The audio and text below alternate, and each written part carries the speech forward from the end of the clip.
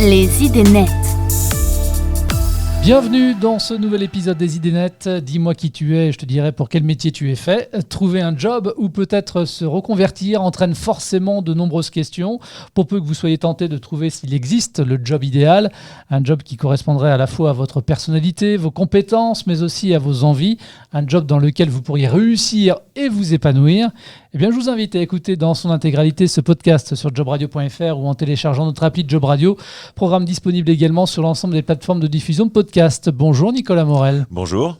Vous êtes le président de Monkey, prestataire de solutions RH. Vous éditez un logiciel qui a pour objectif d'améliorer la qualité des recrutements, de permettre également une meilleure mobilité interne, mais aussi de moderniser la gestion des talents. Est-ce que vous avez réussi, vous, à trouver le job idéal? Vous êtes épanoui dans votre job? Je suis assez épanoui, en tout cas très engagé. Comme chef d'entreprise, on est toujours parfois insatisfait. On voudrait que tout aille plus vite, mais oui, je suis bien. Bon, tant mieux. En plus, vous avez le sourire, c'est cool. Rentrons justement dans le vif du sujet. Avec le concours de Pôle emploi, vous avez lancé le guide des métiers qui permet donc aux demandeurs d'emploi de découvrir les métiers où ils vont réussir et s'épanouir en tenant compte de leurs compétences techniques, leur personnalité et leurs valeurs. C'est ambitieux tout ça? C'est ambitieux, mais c'est nécessaire aussi. Effectivement, donc cette plateforme qui s'appelle guidedesmétiers.fr, tout attaché, guidedesmétiers.fr, est disponible directement ou bien depuis le site de Pôle emploi. Et elle permet, bien sûr, aux demandeurs d'emploi, mais aussi à toute personne qui souhaite s'inscrire, de découvrir effectivement, de faire un point sur ses compétences, d'une part, je pourrais rentrer dans le détail un petit peu plus tard, ses compétences, premièrement. Deuxièmement, ses appétences, qui elle est au plus profond d'elle-même en termes de personnalité, en termes de valeurs, et à l'aune à la fois de ses compétences et de ses affinités, de découvrir les métiers, tous les métiers possibles et imaginables avec lesquels elle match le mieux, tant sur le plan des compétences, elle peut choisir que par les compétences, que par les affinités, ou les deux, et également de mesurer du coup les écarts qui peuvent exister, notamment en termes de compétences, entre ce qu'elle sait faire aujourd'hui, puisque le métier qu'elle a identifié comme étant un métier qu'elle voudrait exercer demain. Voilà.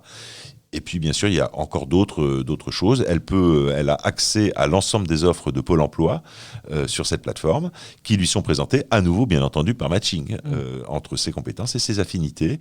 Et voilà. Alors, on va en parler, bien évidemment, mais avant de nous dire comment ça fonctionne concrètement, c'est quoi l'objectif? C'est de faire en sorte de ne pas se tromper et de ne pas s'ennuyer dans son futur job. Oui, alors s'ennuyer, ça peut être une des conséquences d'une mauvaise adéquation, effectivement, entre le métier que vous exercez ou l'entreprise dans laquelle vous exercez et votre personnalité, vos valeurs, votre dynamique comportementale. Vous pouvez très bien avoir les compétences requises pour exercer le métier en question, mais effectivement, ne pas être en phase, ne pas être aligné.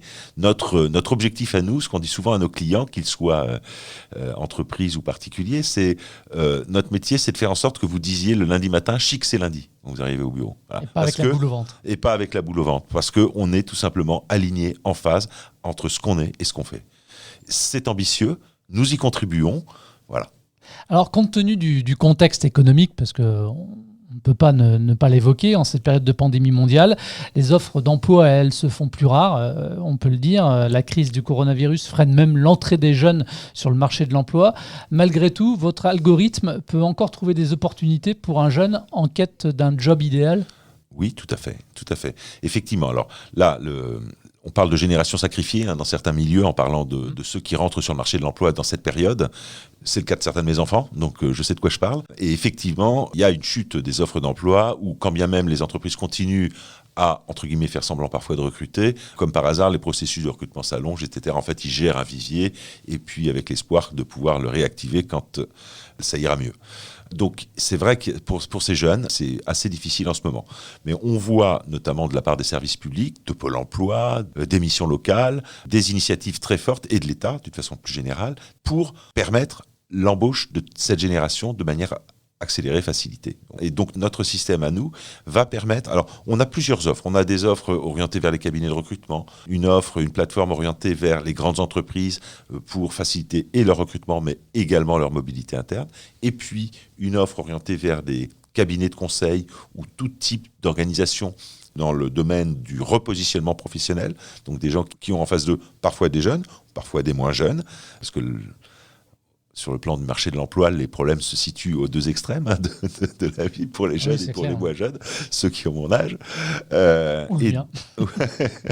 Et donc, on a aussi une offre pour les conseils en repositionnement professionnel.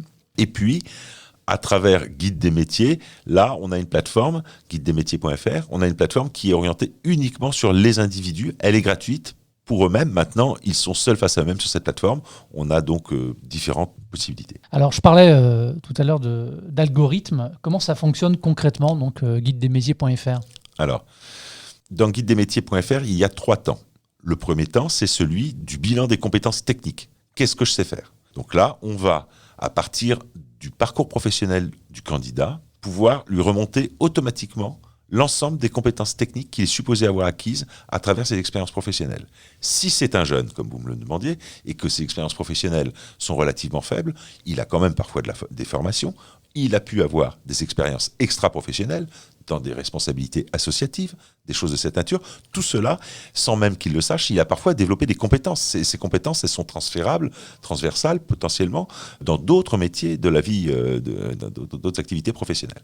Donc, un premier temps où on va analyser et lui remonter automatiquement toutes les compétences qu'il est supposé avoir acquises et sur lesquelles il va s'auto-évaluer. C'est quand même lui qui dit « oui, cette compétence, je l'ai, je ne l'ai pas » ou si je l'ai sur une échelle de 1 à 4. Dans un second temps, on va lui proposer des outils de tests psychotechniques, tests de personnalité, tests de valeur sur le guide des métiers et sur certaines autres de nos plateformes, on a un troisième test de la dynamique comportementale. Là, on va évaluer, on va aller beaucoup plus profondément dans la personnalité et les soft skills de l'individu. À partir de l'analyse des résultats de ces différents tests, on a toute une algorithmie qui va nous permettre, à partir de ces tests, mais aussi, bien sûr, à partir des compétences techniques, on a bien les deux, les hard et les soft skills, comme on dit, eh bien, de suggérer, de proposer à l'individu les métiers dans lesquels il va pouvoir mieux se développer. Tout ce travail-là, il repose sur des années et des années de relations communes entre Monkey et Pôle emploi. On a fait une cartographie de l'ensemble des métiers possibles et imaginables. Ça vient de Pôle emploi, c'est un référentiel qui s'appelle le ROM. On a cartographié tout le ROM et on a fait le lien avec les résultats attendus de tous nos tests sur le ROM. On a près de 8000 personnes par mois qui passent ces tests grâce à Pôle emploi en grande partie. Donc, on a tout cet existant, ce retour d'informations et on a fait cette cartographie et cette capacité à pouvoir donc mesurer l'écart qui existe entre les résultats des tests d'un individu et les résultats attendus sur un métier. Et on en tire des tas d'informations sur ses points forts pour s'exercer ce métier et éventuellement les risques associés. On identifie par exemple les irritants. Quels sont mes irritants personnels ? Si, par exemple, j'ai un irritant qui est la solitude, si j'aime pas être tout seul dans mon bureau, c'est que j'aime bien travailler en équipe, pour devenir, par exemple, auto-entrepreneur, et que malgré tout je souhaite, alors il peut être utile de travailler dans un environnement où malgré tout je vais retrouver un collectif, des tiers-lieux comme il en existe de plus en plus, etc. Voilà. La plateforme, finalement, vous me corrigez si je me trompe, elle ne vous aide pas à trouver un job, mais plus à identifier pour quel job vous êtes fait, et cela en fonction des réponses que le candidat aura bien voulu donner aux questions qui lui étaient posées. Alors, oui. La plateforme vous aide à identifier les métiers pour lesquels vous êtes a priori le mieux positionné, bien sûr, donc plutôt dans l'idée d'une évolution à moyen terme, parce qu'il peut exister un écart entre vos compétences actuelles et les compétences nécessaires pour exercer ce métier cible. Donc du coup, la plateforme va aussi vous permettre d'identifier les dispositifs de formation pour combler cet écart. Donc ça, c'est dans le cadre d'une mobilité à moyen terme. Mais comme on a aussi toutes les offres d'emploi de Pôle emploi qui rassemble 80% des offres d'emploi en France pour les non-cadres, je reviendrai sur les cadres ensuite, eh bien, on est aussi en mesure, si la personne cherche un job à très court terme, eh bien, de lui présenter les offres d'emploi de Pôle emploi avec un niveau de matching et par les compétences et par ses affinités. Donc ça, c'est pour les non-cadres. Ça, c'est pour les non-cadres. Pour les cadres, on est en train de mettre au point avec l'APEC un partenariat qui est très courant chez eux, en fait. On ne sera pas les seuls, mais on va également, sur notre plateforme, dans quelques semaines, accueillir l'ensemble des offres de l'APEC, c'est-à-dire les offres cadres. Voilà, on va avoir une plateforme hyper représentative en termes d'offres d'emploi cadres ou non-cadres. Voilà. Nicolas, comment est-ce qu'on fait pour évaluer les valeurs d'un candidat ? On se fie uniquement à ce qu'indique le candidat en question et l'algorithme voit si ça match avec un job qui requiert les mêmes valeurs ? S'agissant de la personnalité, on a effectivement 3 tests. Un test de personnalité. 2, un test de valeur sur lequel vous m'interrogez. 3, un questionnaire sur la dynamique comportementale. Sur le test sur les valeurs, on n'a pas de matching par les métiers. En ayant fait ces tests, vous avez les résultats, vous connaissez votre système de valeurs, ce qui est plus important, c'est vos priorités dans la vie, voilà. Mais ça ne vous oriente pas plus vers le métier A ou le métier B. La réponse au questionnaire sur les valeurs ne vous orientera pas plus dans la boucherie que dans la banque. En revanche, le test de personnalité, oui. Mais sur le test sur les valeurs, non. Le test sur les valeurs pourra vous permettre de savoir si les valeurs qui sont les vôtres sont bien en phase avec celles de l'entreprise ou du groupe humain qui va vous accueillir. Alors, c'est le test de personnalité ou de valeur qui repose sur le Big Five? C'est le test de personnalité. D'accord. Alors, le Big Five, c'est quoi? Alors, le Big Five, d'abord, nous ne sommes pas les inventeurs du Big Five. Le Big Five, c'est un test de personnalité qui est né aux États-Unis dans les années 80 et qui, comme son nom l'indique, Big Five, pourquoi ? Parce qu'il va vous présenter votre personnalité sur 5 axes, parmi lesquels l'extraversion, l'ouverture d'esprit, la gestion des émotions, etc. Et chacun de ces 5 axes se trouve lui-même subdivisé en 4 items chacun. Donc à la fin, ça fait 20 items au global. Ce test de personnalité donc, a été mis au point dans les centres de recherche américains et il s'est, devant son succès, étendu dans l'ensemble du monde occidental. Et nous avons notre propre test Big Five qui existe depuis 2013 et qui est sans doute un des plus passés, sinon peut-être le plus passé en France, à nouveau grâce à notre partenariat avec Pôle emploi. On a plus de 6000 personnes par mois qui passent ce test sur nos plateformes. Le test de personnalité, le Big Five, c'est ça. Alors, il existe quand même pas mal de tests de personnalité, notamment dans le secteur du recrutement. Ouais. En quoi, finalement, vous allez vous distinguer des autres solutions déjà existantes ? Il en existe beaucoup, et la plupart d'entre eux relèvent en plus, ou une bonne partie d'entre eux, de techniques psychométriques qui relèvent du Big Five. Donc voilà, donc nous avons un test parmi d'autres. Ce qui fait la spécificité de notre test, c'est que déjà, il est relativement rapide. Ça se passe en 10 à 15 minutes, 12 minutes en moyenne. D'autre part, surtout, les résultats sont lisibles et accessibles par tout un chacun. Il n'y a pas besoin d'avoir fait un bac+12 en psychologie du travail pour interpréter nos tests. Souvent, malheureusement, sur le marché, on confond quantité et qualité et vous vous retrouvez chez certains de nos confrères avec des résultats de tests de personnalité qui font 10, 12, 15 pages. Vous êtes page 8, vous avez l'impression de dire le contraire de ce que vous avez lu page 5. À la fin, il ne reste rien. On a une vision beaucoup plus synthétique, claire et accessible par tout un chacun. Et ensuite, c'est tout l'intérêt aussi de votre solution, et tout l'intérêt du partenariat que vous avez noué avec Pôle emploi, c'est qu'effectivement, vous l'avez dit très vite tout à l'heure, on se retrouve avec une proposition de différentes offres en lien justement avec le profil des candidats. Absolument.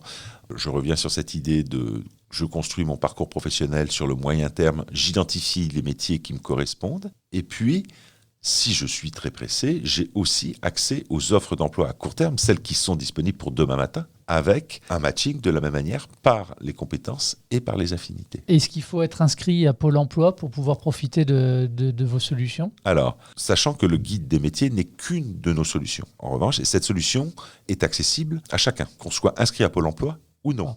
Si on est inscrit à Pôle emploi, la personne se connecte sur la plateforme avec son code user et son mot de passe Pôle emploi. Et dans ce cas-là, on lui remonte automatiquement tout son parcours professionnel. On lui suggère toutes les compétences associées à son parcours professionnel. Monkey Tie, le singe à la cravate, c'est ça. Comment se porte l'entreprise ? L'entreprise va bien. En fait, Monkey Tie, donc, c'est une entreprise, c'est une marque qui est assez forte dans l'univers des RH, des DRH, des grandes entreprises. Et en fait, nous avons repris cette marque et cette entreprise en octobre 2018. Nos clients sont les recruteurs, qu'ils soient entreprises ou cabinets de recrutement, les entreprises dans le cadre de leur mobilité interne, et depuis peu, mais ça va croissant et on a une très forte demande sur le sujet, les conseils en évolution ou en repositionnement professionnel. Monkey Tie, c'est combien de collaborateurs ? Monkey Tie, c'est 15 collaborateurs répartis entre Paris et Tours. D'accord. Et vous recrutez encore ? Là, on vient de recruter. On a 2 collaborateurs qui sont arrivés cette semaine. Donc là, pas dans le court terme. Bon, et un petit mot sur les projets à venir ? Alors, on attend des retours de la part de nos clients. On a un gros dossier en cours au sein de la région Rhône-Alpes qui nous permettrait de nous développer considérablement sur le marché de l'insertion professionnelle. Merci Nicolas Moral d'être venu sur ce plateau, nous parler de Guide des métiers en partenariat avec Pôle emploi. Et puis toutes les infos sont évidemment à retrouver sur guidedesmétiers.fr. Merci de votre visite. Merci à vous. Merci également à vous de votre fidélité et à très vite.